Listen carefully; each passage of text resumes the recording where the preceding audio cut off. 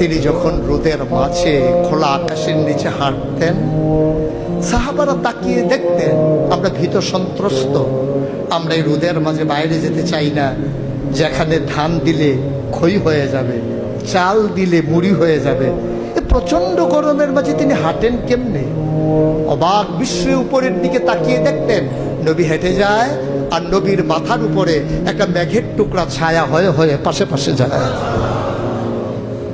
এবড়ো থেবড়ো পাথরগুলোর উপর দিয়ে আমার নবী যখন হাঁটতেন, পাথরের কোনা বের হওয়া পাথরে সবাই হাঁটতে ভয় পেতেন, অথচ নবী সেই এবড়ো থেবড়ো পাথরের উপর দিয়ে হেঁটে যেতেন।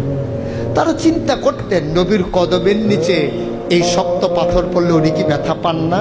পরীক্ষা করার জন্যে পেছনে পেছনে অনেকেই দৌড়াতেন। দৌড়ে দৌড়ে নবীর কদম মুবারকের নিচে যে পাথর পড়ে গিয়েছিল ওরা হাতে তুলে দেখতেন নবীর কদমের সম্মানে শক্ত পাথর তুলার মতো নরম হয়ে গেছে। এ নবী আমার নবী, এ নবী আপনার নবী, এ নবী আমাদের নবী। আমরা প্রাউড ফিল করি।